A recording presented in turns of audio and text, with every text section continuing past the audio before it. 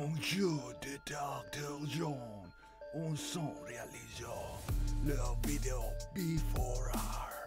C'est un autre épisode des mystères de la géométrie où nous essayons de trouver le secret de concepteur, le sacrifice, le sang, les conclusions. Je suis Before Cousin Pierre. Hello, I am Pierre, Before's cousin, and this is another episode of Mysteries of Geometry. So let's look at what we've got here. We've got the new Transalp, the 750, and we've got behind it the Suzuki DR. Suzuki DR, Suzuki DE 800. We've got a new system. High accuracy wheelbase measurements, so I can be as accurate as possible. That's me, the huge sign next to the small bikes. 2 meters. Okay, so the Suzuki D has a wheelbase of 1570 and the Honda has a wheelbase of 1560. Of course, you can see that the rear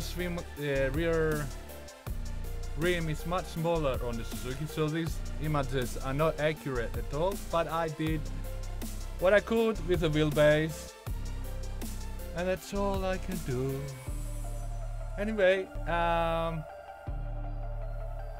it was very painful and time consuming to clear this Honda from the grey fade out background it had, because the Japanese konnichiwa, arigato, are a bit sadistic.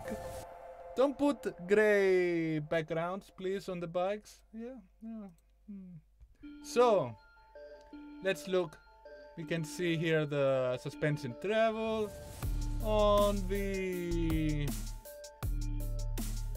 Suzuki. It seems to be way more. Brakes seem similar. Let's zoom in and let's hope you can see it. Okay, bit of zooming. Okay, similar brakes, similar discs in appearance, of course. Then we go to the head and we see the D has a tiny windscreen. So there'll be aftermarket thingies to buy. We can see the handlebars. Let's look at the position, the geometry. Handlebars, a bit more front for the Honda, but also it's the foot peg and obviously the seat. So it's pretty much, here's the foot peg and here is of the Suzuki, but the seat is higher and lower, so it's exactly the same, or very close, nothing extremely different. The seats are pretty much the same, as you can see. The rack, or whatever it's called behind here, is pretty much similar.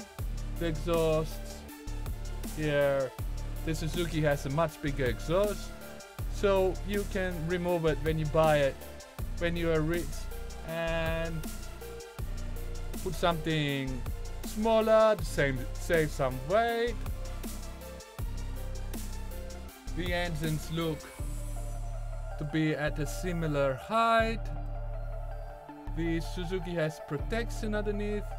The Honda comes with an extra, I think. Let's look at the rear. We see the ABS sensor.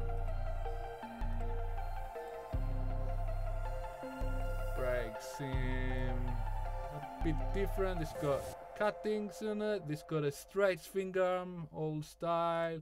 It's got a more modern twisty swing arm. I don't know if it makes any difference. You see some adjustability here on the Suzuki, and we see it here, but it's because the Suzuki is behind. We don't see it here. Doesn't mean it doesn't have it. Check on the side, and we see some bars. I don't know if they come standard. You don't see bars on the Suzuki. So, bigger windscreen. The Honda looks like a bigger bike because of the way it's designed, but Suzuki is a longer bike. The angle of the fork seems to be identical. They both have this wheel-based seat where the wheel is further front from the fork,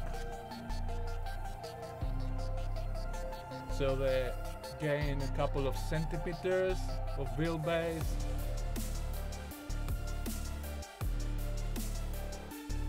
You can't really see the frame on the Honda, but I guess it's still, I don't know, check it out.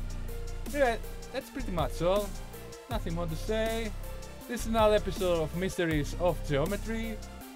If you liked it, I don't know what's wrong with you. Tell me what comparison you want to see next.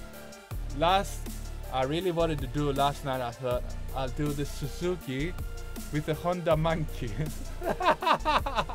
That would be a good comparison. That's all. Bye.